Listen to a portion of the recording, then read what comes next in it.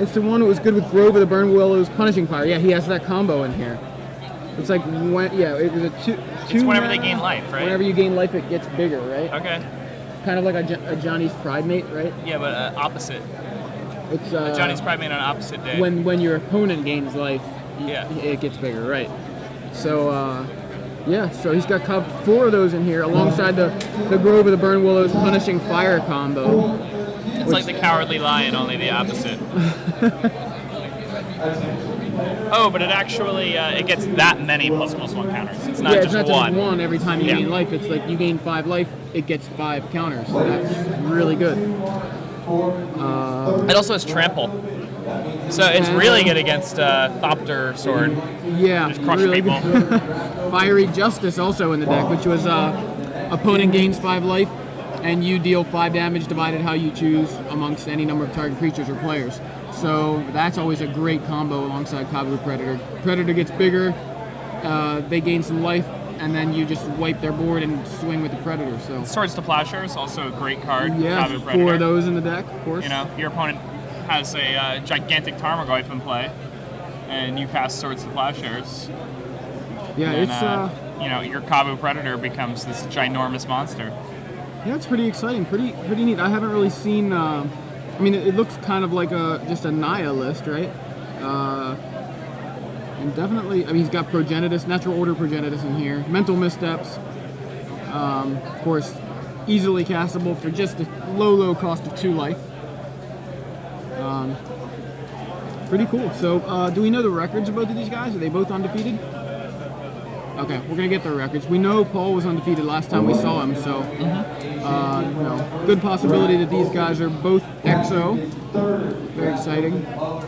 Punishing Fire Grove of the Burn Willows was a very it was almost a like an oppressive part of the extended right? format that it was part of, because you couldn't play decks that were intending to win with creatures that were certain power and toughness, because they would all just get Punishing Fire away. Punishing Fire, Grove of the Burn Willows, get the Punishing Fire back.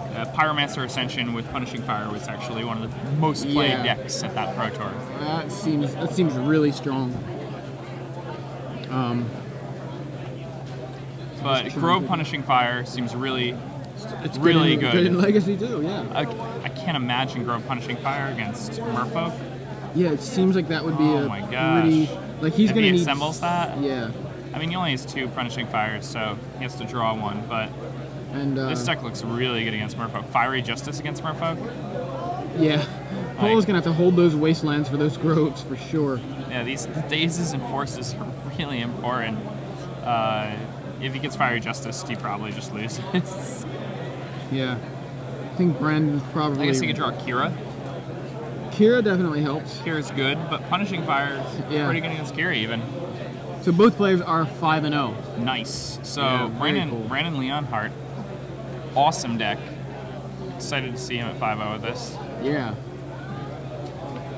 So there's Paul on the left. He always wears that tie with that shirt. I don't really...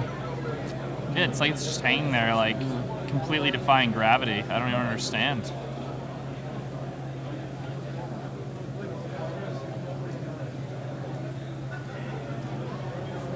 All right, so Brandon Leonhardt has the play. He'll be playing first. And what do you think he wants to see in a matchup like this? He wants to see Punishing Fire or Fiery Justice. Those are the 2 most important cards, right? Yeah, absolutely. Now, I mean, I don't know if he knows Paul's on Merfolk, but he seems like he's in a pretty good situation already with bigger dudes, you know. And no islands, definitely, definitely relevant, because the Sword of Atlantis is what I was about to say. The Lord of Atlantis can't actually power it is not as powerful without the island walk. Merfolk typically good against blue decks just for that reason. So one advantage to not playing blue here is when you face Merfolk and Lord of Atlantis. It's not so backbreaking. All right, so both players keep it, looks like. Keeps his. He goes Green Zenith for 1, and Paul will Mental Misstep that. Yeah. So Brandon writes down the life total, and then will he Mental Misstep back? He's thinking about it. Is it important to you? Yes, it is. Okay, he mental missteps back. And it's pretty nice because that also leaves Paul likely able to resolve an Aether Vial if he has one on turn one. So it's worth considering not using that mental misstep if you don't have to. Right. Again, if Brandon doesn't know what Paul is playing, all he's seen so far is mental misstep. Doesn't really tell you much.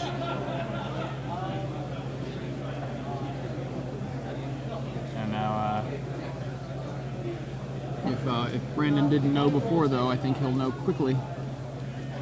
See does Paul have the turn one vial? No, he has Wasteland for Dryad Arbor, so yeah, probably expects that he's playing against some sort of no rug list or no. Now band he's list. got to be very confused. Now he's got to say, wait a minute, Kavu Predator, huh? Okay.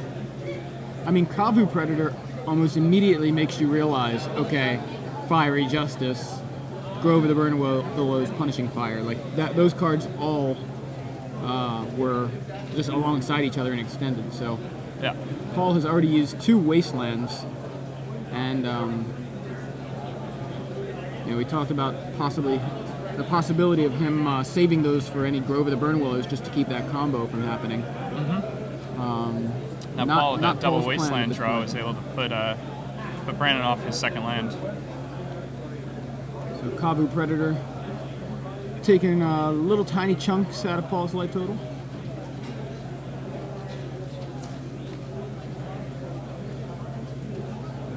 And the Silvergill Adept comes down on Paul's side of the board. He does not attack with the Curse Catcher. Interesting. Yeah, I don't know why. Why Taiga. not? So Taiga. Good draw step. Brandon. Brandon Leonhardt play another Kavu Predator. Seems like a pretty good play here. Yeah, there it is. And that's what comes down. Paul revealed a Coral Helm Commander off of that Silvergill Adept, in case you were wondering. All right. So And, Paul will. Does Paul have any counter magic left now? Can we see? Paul will go ahead and play a. I thought that was a Mutavault. It does look like a Mutavault. Yeah, I think it is a Mutavault. Play Lord of Atlantis. Mutavault into Lord of Atlantis and Aether Vial. All right, and I think Paul has no counter spells. So, I mean, if Brandon gets White Swords off the top, it's practically game. Well, he has the Curse Catcher, right? Fiery Justice costs 3, Oh, you're right. Okay. so he needs 2 lands to resolve Fiery Justice.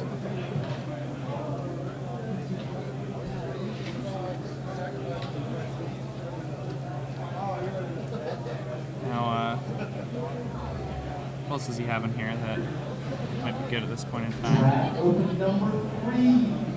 We are ready to fire. Please report to the drafting area at this time. Paul's going to put a counter on this vial now. We're ready to go. Please report to the drafting area. He drew an island.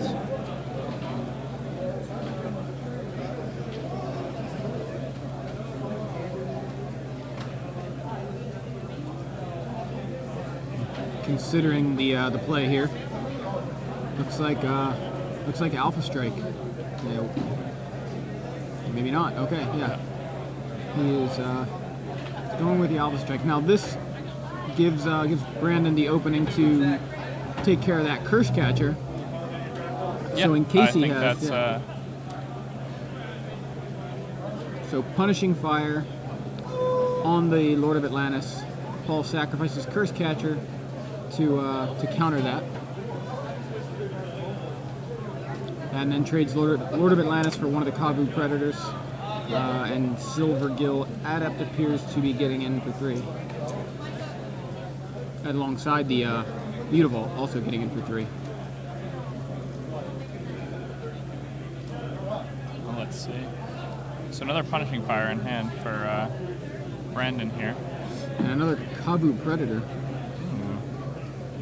And that is a Force of Will that has been altered in an often really strange looking way. Yeah. I'd love to pretty I have cool. to go talk to Paul and see what that actually looks like close up.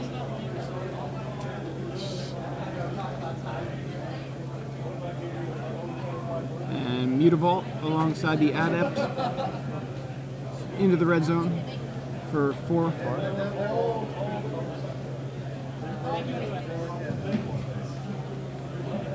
Now, a Greenson Zenith for 1 gives him a Noble Heart.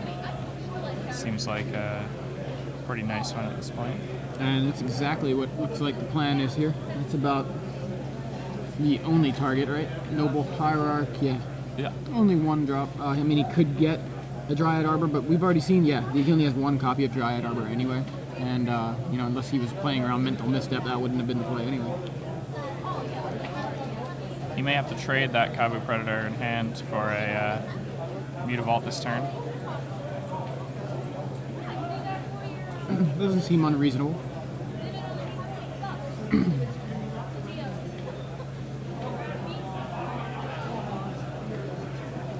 Now, Brendan Leonhardt has, remember he has Grove of the Burnwells in his deck, and I think he has a another copy of Punishing Fire in hand, so.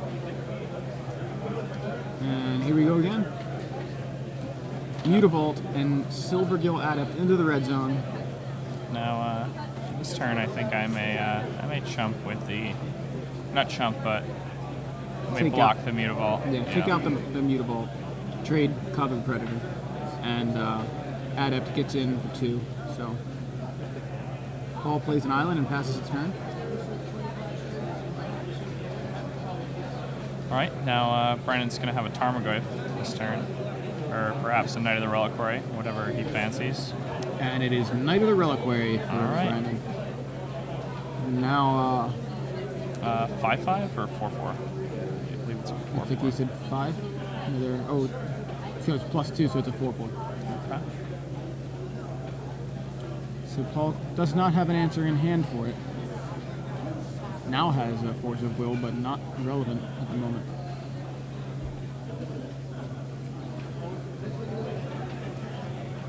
Now, with this Knight, Brandon can search up a Grove of the Burnwillows. Yep. I think he just went into the red zone with it instead. That seems fine. Yeah. Grove of the Burnwillows is pretty awesome against this deck. Yeah. That combination. So Paul has the Force of Will for Brandon's Tarmogoyf. And Paul is down to just 1 card in hand, I believe. Or 1 or 2. I think that was Island. I think he's just got, oh no, it's Reejerey. Pretty sure that's a Reejerey. So as you can hear, Brandon's deck does not have a single plateau. That's interesting. Yeah, I mean, I would have liked to have seen at least 1. I mean, yeah, it seems like why not have access to all of your duels in a 3-color deck?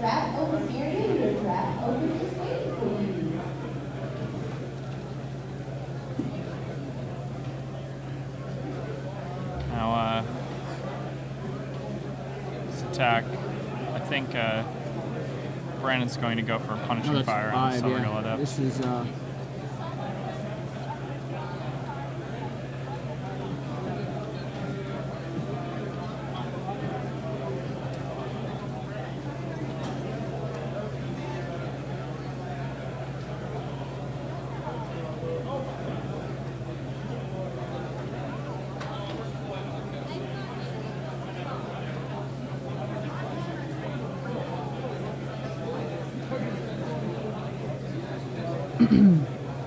so here it is a Reejerey, okay.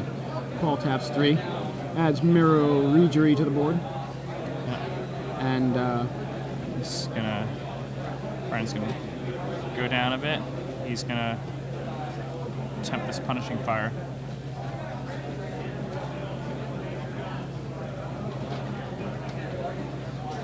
I believe Paul's hand is only an island. Punishing Fire your Reejerey, and yeah, pick them up. So the Lonely Island in Paul's hand can't save the Reejerey. And Brandon there, despite being stuck on 1 land for so long, his deck is very well positioned against Merfolk. He didn't even have to use the Fiery Justice there. Yeah, if he had, it would have just been a blowout. Right. let's look at these sideboards for a moment. Paul Lynch, post board. We can probably expect to see 2 copies of Threads of Disloyalty and 2 copies of Misdirection, and Kira? 1 copy of Kira. Yeah, an additional copy, yeah. Whereas against Paul, Brandon will probably be bringing in 3 red elemental blasts. You know, I mean, maybe it waters down the deck too much, but he's got Relic of Progenitus as well. Paul does, against that Punishing Fires combo, which he can expect. He can. I mean, he didn't see the Grove, but I think he saw about everything else that he needs to see. Yeah, when you see Kabu Predator and Punishing Fire. Right, you got to figure there's Fiery Justice and Grove of the Burning Willows not far behind. So, pretty exciting for this deck to be 5-0. Yeah, absolutely. I mean, definitely an interesting choice here. So yeah, I mean, Relic of Progenitus, Pithing Needle, naming Knight of the Reliquary isn't terrible, but again, then you get into the point where you're watering down the deck too much. Yeah. When I'm playing Merfolk, I really don't like cards like Pithing Needle or cards like Tormod Strict, because I feel like each of my spells is so important, because I'm already using cards on like Vile and pitching things to Force, things like that I'm already not playing a card game. Like, I'm playing a tempo game. Yeah, no card advantage really whatsoever in this deck. Yeah, it's Adept, basically. Yeah, exactly. One cantrip, 4 copies of it, but that's it. So Brennan Leonhardt shows the coverage limit, his 3 red elemental blasts that he's bringing into the deck. And I don't think he'll bring in anything else. Yeah, red elemental blast is about the only card. So Brandon brought in 3 red elemental blasts. Yeah, and he's taking out Gaddock Teeg, Terrastodon, and Natural Order. Right, he also brought in Gaddock Teeg. Why would he have... Oh, no, wait a minute. No. In Gaddock, Terrastodon, Natural Order. Okay. That was a little bit strange. I thought it was... Yeah. Now, reading that a little wrong. I'm interested to see that he still has 2 Natural Orders and a Progenitus in his deck, but he has no way to reshuffle that Progenitus, and then he's going to have just 2 Natural Orders. It's a little odd.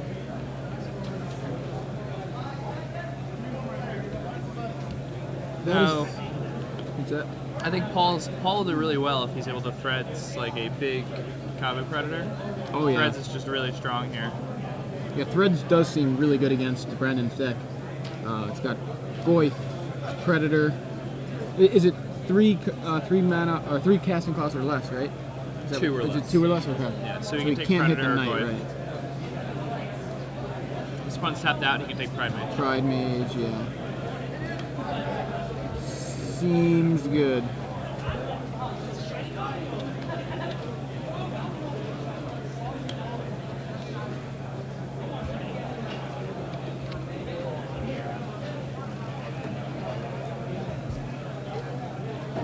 For those of you just joining us, I'm Joey Pasco in the booth with Jacob Van Lunen, who I just pointed out, even though we're not on camera. And I pointed out again while I said point. Anyway,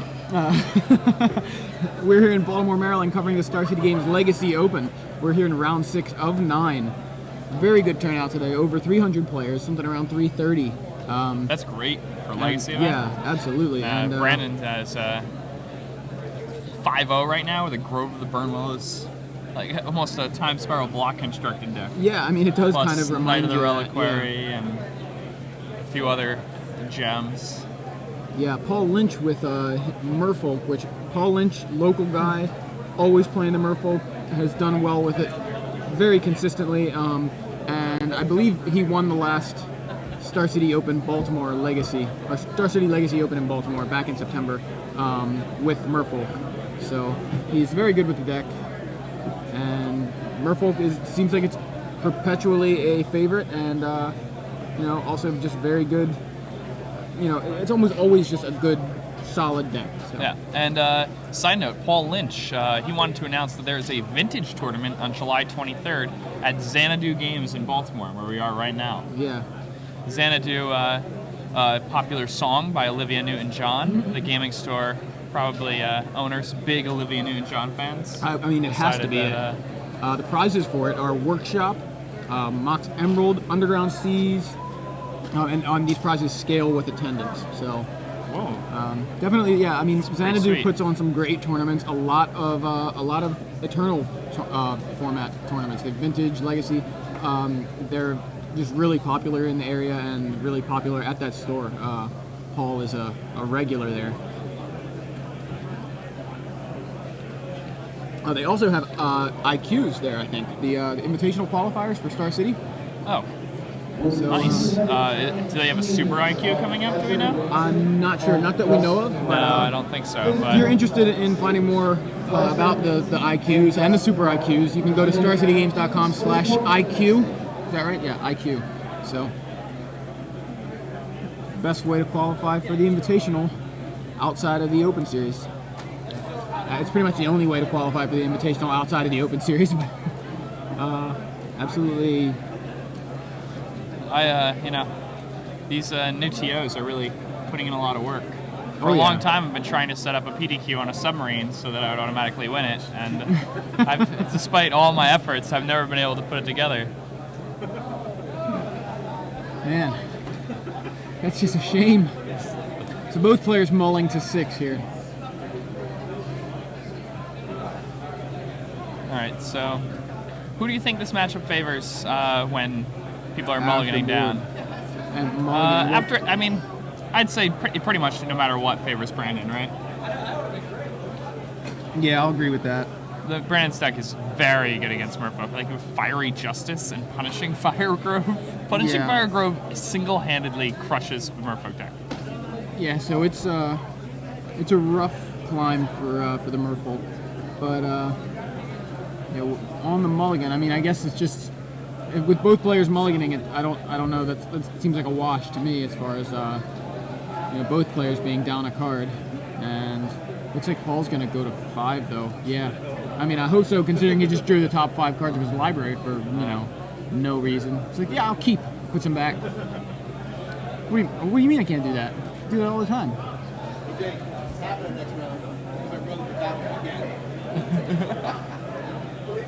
Again?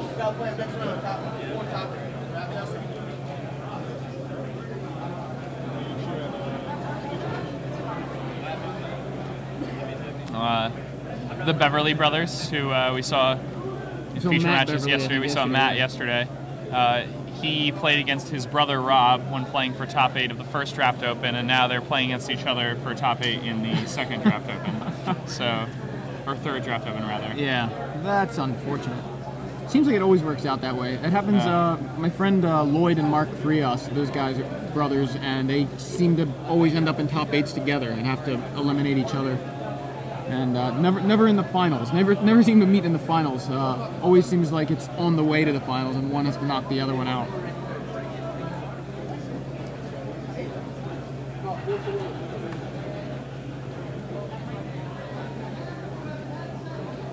Alright, so Paul with a 5-card hand. Does he keep? Okay, he does keep. Island go. Brandon's going to lead things off with a Noble Hierarch, or Zenith for one. Yeah, the Dryad Arbor / Llanowar Elf. And somewhat unlucky on Brandon's part. He only has a 1-of Forest in his deck, and he's cheated both games. Both games. It's not very good. I don't even know if I would play it. Paul plays Island Go again. Not a great start for Merfolk. Nothing.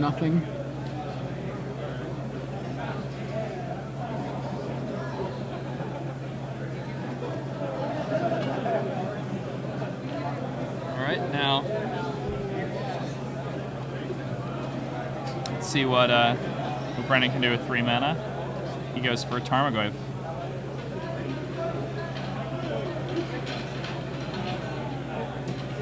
Paul has the Threads of Disloyalty in hand. Seems pretty good. Right now that Tarmogoyf's pretty little. 0-1 at the moment.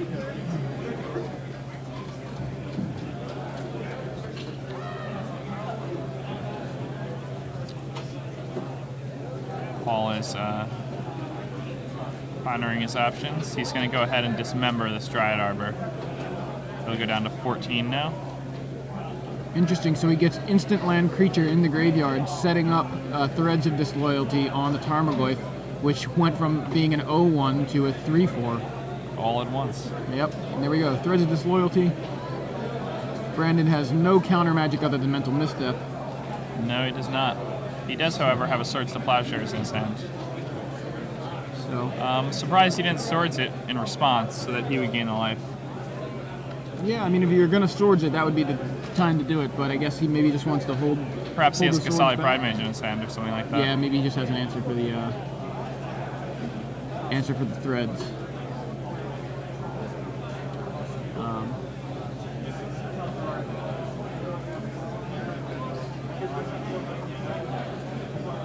So Brandon just plays a Taiga and passes back.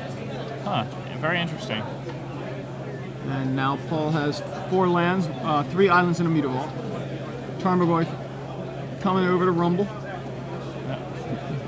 Brandon cracks a Windswept Heath. I assume that means Swords to Plowshares is looming. If Paul has a Mental Misstep, though, that'd be nice. Taking a look at the artwork on the full art planes. Zendikar planes. Or at least one of the three or four. I can't remember how many each. I think it's 4 different artworks for each Zendikar land. Yes. Full arts. Yeah, so and there he has the Mental Misstep for the Swords to Plowshares. And I'm surprised Brandon didn't attempt to Swords the Goyf on his own turn. yeah, if he was going to Swords it, that would have just gained him some life. Paul follows up with a Mirror Regery, nothing in his hand. Brandon now has, I know he has Knight of the Reliquary, which might be exactly what he's about to play. Yeah, there it is, Knight of the Reliquary, added to Brandon's side. And that is a 4/4.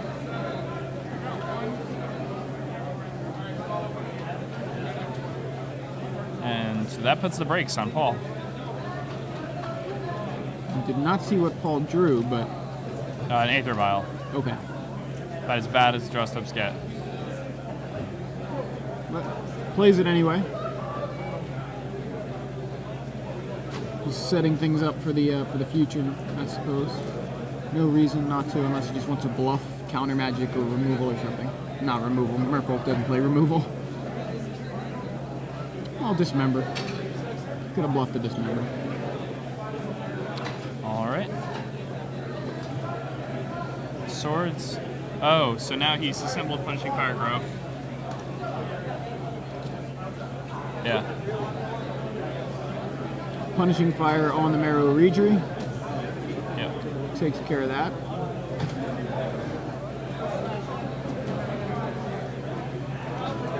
Passes the turn. Does he have Grove? Or you're just thinking with the Knight? Right. Okay, yep. I didn't know if he had it in hand or something. Yeah, he can. He's going to sacrifice that forest and get a Grove of the Burnwells. Plains looks like maybe, or no, he's going to play. Oh, he has another Swords. Oh, Brandon's taking this game over. Yeah. Swords for the Tarmogoyf.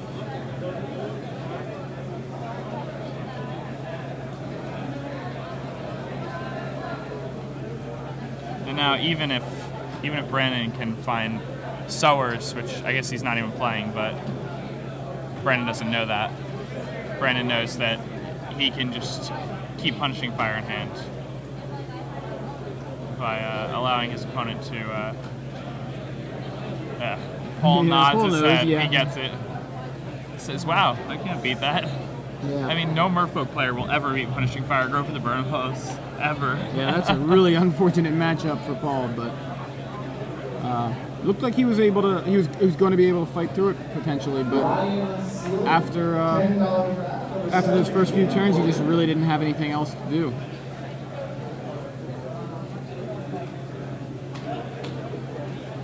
Mulligan to 5 will do that to you. Definitely be a painful thing.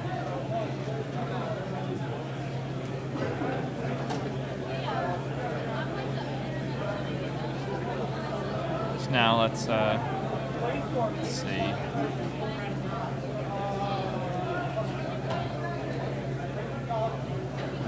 wonder what.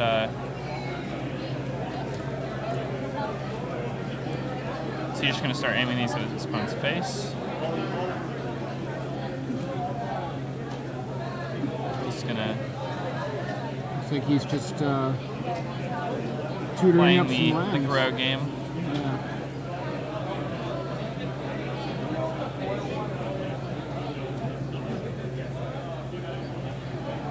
Arid Mesa, crack it. And so you get a Tiger or Plains, or Tiger or Mountain, rather.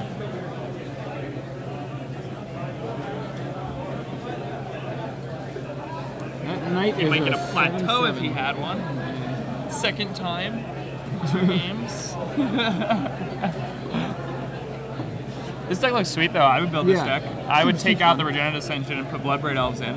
Oh yeah, Bloodbraid Elf in Legacy, not that crazy. Oh, Natural Order. Why even? I guess he just wanted the acceleration, but like, wow. I mean, he already was probably just winning. He decides to go Natural Order into Progenitus here. Yeah, I mean, it could have lost in the game if his opponent had a counterspell. If Paul was able to do that, deal with that, it's like, wow, I just sacrificed my giant guy for a gianter guy and couldn't actually Close it. Yeah, wow, that's a risky play, very gutsy. Paul, Paul's not even looking at the match. Looking for answers He's like, elsewhere. Hey. He's like, is there? Anybody It's know? like, are there any ninjas anywhere that might come get this guy? Yeah, right. Any chance for earthquake, ninjas. table setup messed up, gotta restart the game. He has the curse catcher there, that wouldn't have helped. Nice curse catcher. Oh, did he just top deck a Spell Pierce? What a lucky guy. Jeez. I'm just thinking, all that would have been very nice. Oh no, it wasn't a Spell Pierce, never mind. Oh, that's actually really good.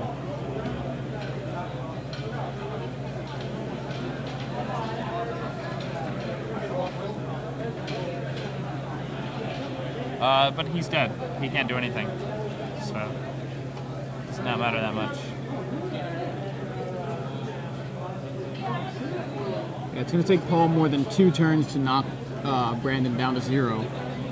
And Brandon only 2 turns to do so to Paul. Knight of the Reliquary. Paul drops down to 10. And let's see if he's got anything for his last turn.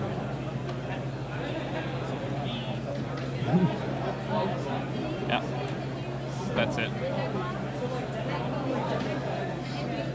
Well, Brandon Leonhardt takes down Paul Lynch here in round 6 of Star City Legacy Open in Baltimore. 6-0 now. 6-0. Paul's 5-1. Still in good shape. Not not the worst place to be at X-1. Sick deck though for Brandon. Yeah, Brandon definitely with Fiery Justice. very interesting. I mean, he how's Merfolk ever supposed to beat you when you're casting Punishing Fire and Fiery Justice? Funny thing is, he didn't even have to rely on that. He just used Punishing Fire like a bad shot, like you know what I mean. But just the opportunity, he gave himself the opportunity to use that if necessary. He just didn't rely on it, but could fall back on it if he needed, and didn't need to. Progenitus will do that to you. We've seen several games already today in just the last 2 rounds, I think, closed out by Progenitus. So I guess protection from everything seems good. It does seem very good. If not, just a little bit unclear. What do you mean by everything? Can I use sleeves on it? Can I put it in my deck? I don't understand. Everything? So, anybody who's just joined us, I'm Joey Pasco. And I'm Jacob Van Lunen. And we're covering the Star City Games Open Series here in Baltimore. Covering the Legacy, round 6 of 9. Just in the books. Just finishing up, yeah. Do we know how much time is left in the round? Can't be too much. That didn't go by very fast, but then again, maybe 15, 20 minutes. What we got? 16 minutes. 16 minutes? Okay. I mean, is there another game going on, or do we see if we can get another game on camera? See if we can get another game on camera for you guys. I mean, gotta love watching Magic. Kavu Predator. It was just Grizzly Bear there. That whole match. We've seen some cool decks. I don't want to forget the decks that we've seen today. I'm gonna Ken Adams, write awesome deck. Ken Adams had that Ken had that Adams cool, also like- 5-0 going into this round. Yeah, he had that black-green kind of faux survival deck, right? It was Bloodghast, Vengevines, Necrotic Goose combo, Buried Alives, Reanimates, Fauna Shamans, one Baskin-Walla. what was the? It was Reanimate and Buried Alive, because you get Buried Alive for what? Necrotic Ooze, and then Trike Triskelion. and Phyrexian dude. And the Phyrexian dude whose name we couldn't read on his deck list, and we don't know the name of. Maybe just do a search for Phyrexian D, and then we'll figure it out. But Got it. so was that a report from the table just now, with Paul Lynch? Okay. So the judge was saying, just commenting on how friendly and complimentary towards one another that Paul and Brandon were, which is great. You know, like that's Magic is fun. Like, have fun. You don't have to win every game. You don't have to put your opponent on tilt. You don't have to call judges and trying to tilt people. It's a lot more fun if everybody's in good spirits. So that's pretty cool.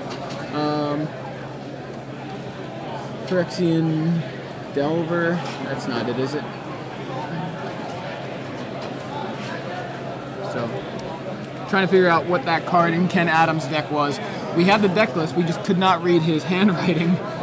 What we did understand was Phyrexian, and then the word began with D. Was it Devourer? I think it may be Devourer. Wait a minute. It is, okay. Yeah. Just got that from Twitter as well, yeah. From Alliances? Just came up on our Nice. spoiler page, our gatherer page, and yeah, go ahead and read what that does. Okay, so Phyrexian Devourer, how it works is you remove the top card of your library from the game, and then you put +1/+1 counters on Phyrexian Devourer equal to the converted mana cost of the card you removed. And you can do this as many times as you want.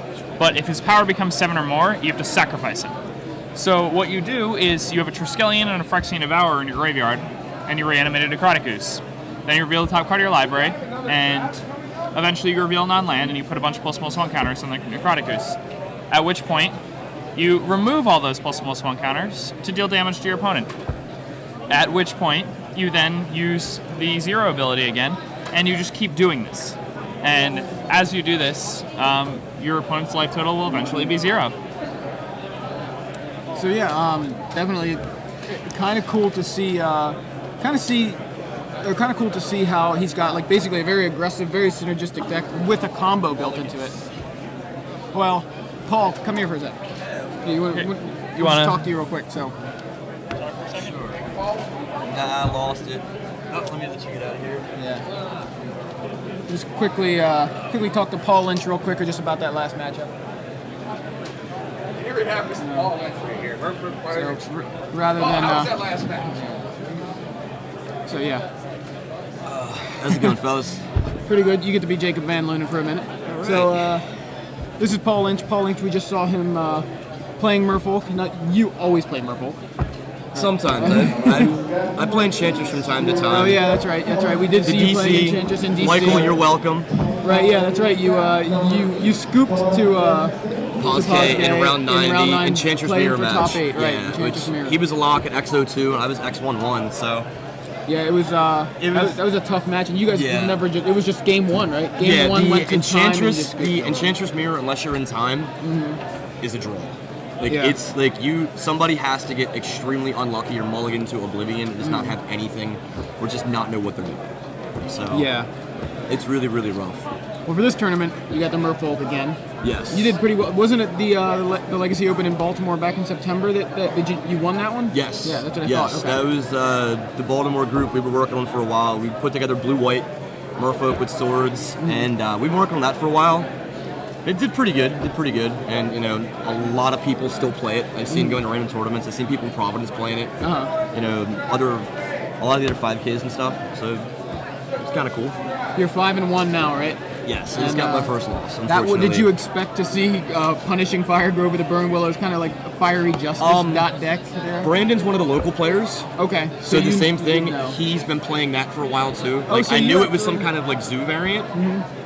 I just didn't know exactly what. And Right. I mean, I'm tired. There's a little bit going on. Like, I definitely could have played game 1 a little better. Like, there was some suboptimal plays. Like, I didn't swing with the curse catcher. Yeah, I just a brain fart. Yeah. And then forcing the Kabu Predator was maybe a judgment call. Like, and, you know, like maybe I could have played the Coral Helm and then leveled, but you know, as it showed in the next couple turns, I drew dead. It was lands. Yeah. So I wouldn't have been able to actually hard cast the force and level, and it still would have came to the same outcome eventually. Okay. Well, yeah, just wanted to touch base with you a little bit. Good luck in the rest of the tournament. Just a couple rounds to go. Still in contention. Still right? in contention. Got to win 2 of the next. The next 3, two. right? 2 of the next. I think it's 9 rounds. So right. Yeah. So it's next 3 rounds. Yeah. And the way that it works, I believe it's just a couple people over the number for 9 rounds. Yeah. So I believe they at least get 1 X2, maybe 2. Yeah. I'm not sure. Like last year, I think 1 X2 got in. My buddy Jimmy. Well, I guess we'll see what happens. Then. So yeah, we'll Good see luck. what happens. So thanks again. All right, Joe. Have a good one, buddy. Good luck. You too. So.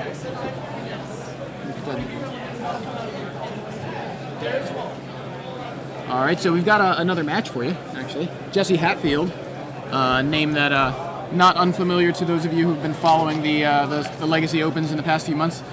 Known for playing High Tide, but recently has been playing Zoo.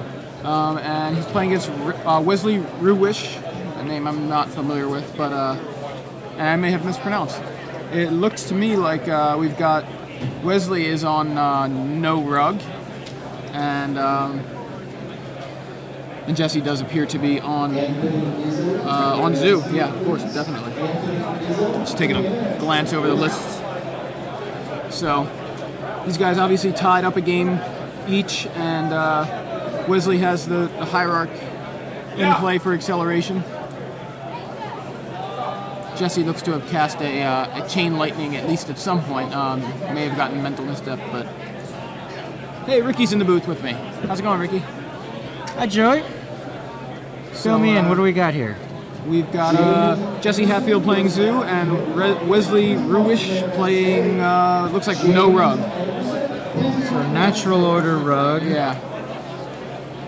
against Zoo. All right. And the Hatfields have been running Zoo since at least GP Providence. They were big proponents of the Storm deck, the Time Spiral Storm deck. Yeah, they were very adept at playing the High Tide. High Tide combo High deck. Tide. Yeah. High Tide and Time Spiral, but then they decided mental misstep. Mental misstep Was a switched real them entirely out of the color, out of blue, and over to Zoo. So. All right, so Wesley has Yeah. brainstormed. Yeah. And He says go. passes the turn.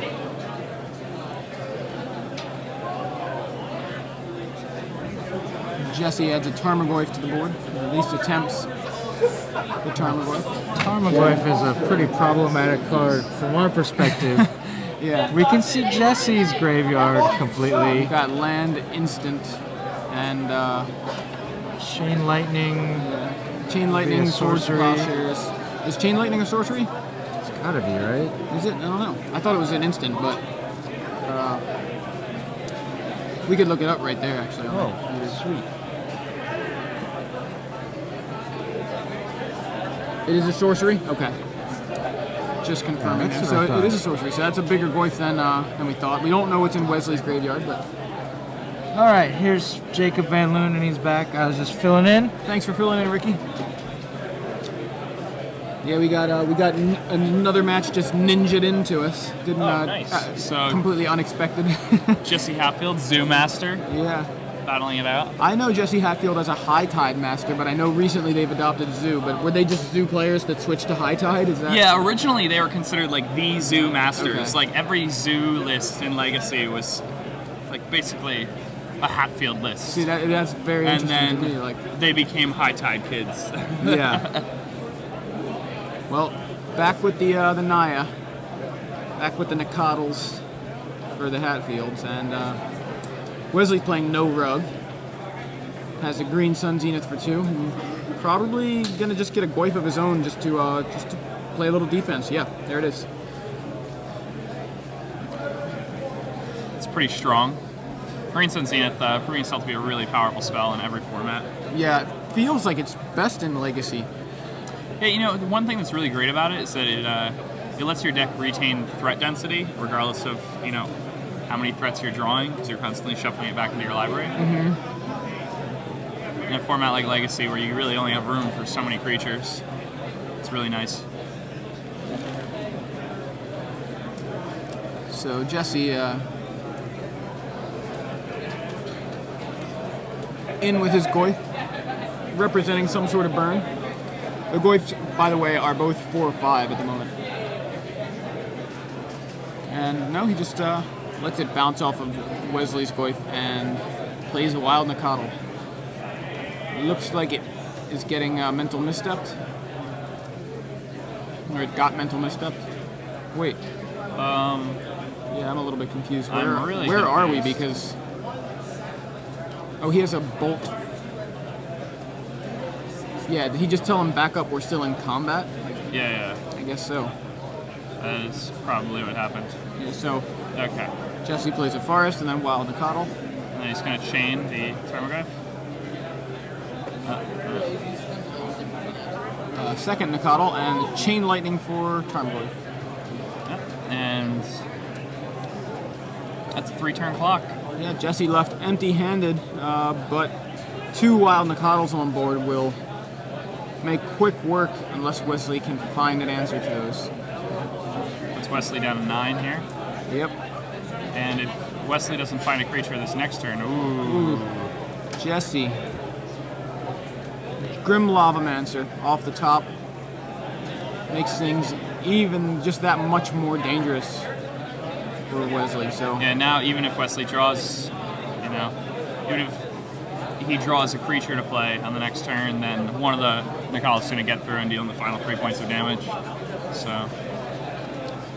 And Chain Lightning will certainly make things a little more difficult as well. So did he just pop a fetch land? I think he did, That puts him down to 2, and his opponent has an active Lavamancer, so... Yeah. Seems like that Lavamancer is just... will be the death of him. And that'll be the match. Yeah, hard casts a Force of Will. Okay, you're at 2? Maybe, is that Lavamancer not active? Thought it was. It has to be. Yeah, it is. That mountain's tapped for Chain Lightning. Yeah, Jesse must have the wrong life total written down. Maybe, okay. Yeah, maybe we're just misunderstanding life totals. Doesn't matter. Doesn't really matter. Yeah, Jesse has the win in 3 ways. Nacatl number 1, Nacatl number 2, or Grim Lavamancer. So Jesse Hatfield takes round 6. Do we know the record of these guys? We're gonna find that out. I believe they were both X and 1 coming into this round. Seems about right. X and 1. Okay, so Jesse stays at X and 1. Wesley drops to X2. And good to catch a little bit of that match there at the end. Yeah, it seemed to go by so fast. Yeah, it did. Welcome And back. we're back. For those of you who are just joining us, I'm Jacob Van Lunen. And I'm Joey Pascal. And we're here in Baltimore, Maryland. We're covering the Star City Games Legacy Open. We just got done covering round 6. Yeah. And we have a few interesting decks that are doing really well. We were just talking about a couple different lists. Turboland from Ali Antrazi. I think he said the deck was called Walk the Line, I think. I like it. Because of nice Walk Johnny the Cash Aeons. Yeah, nice Johnny Cash reference. And yeah. he basically, he can set it up to where he just has infinite turns with Walk the Aeons. Yeah. So many lands, he just plays Walk the Aeons with buyback every turn. And you don't get any more turns. Typically how it goes. It's not very fun to not have any more turns. Unless he wants you to have a turn. That's not likely. So, but he has the option. So that's a really cool list. What's that? Okay, 2 minutes left in the round. Okay. So this round's almost done. So yeah, we'll be for a little while. Also, have we? I don't think we mentioned SCG Mobile today. No, we haven't. SCG Mobile's a pretty cool app. Joey has an iPhone. Joey has the app. He was showing it to me earlier yesterday. It looks really cool. It has a bunch of different features. You can right now you can read any select content you want on there. You can mark them as favorites. Mark them as favorites, and then even if you don't have internet access, you can access them on your phone through the app. Pretty soon you'll have premium content access through that. It has a life management section, so you can do your taxes and figure out where you're going in life, whether or not you need to go back to school, things like that. But no, in all seriousness, the life management section is way more advanced than life counters that we've seen before this. Not only will it keep track of your actual life total, but it'll show the life changes, and you can apply notes to them. That way, you don't just misclick a number and have confusion over what the actual life totals are. Also keeps track of the mana in your pool, which color, and storm that's count. going to be really important if you're playing combo decks. I've been used to doing this with a pen and paper for a very long time, having something there that I can just press a button every time I add a mana to my pool. That would make things much easier than having to cross things out and write them again and have my opponent confirm it. Absolutely. And people calling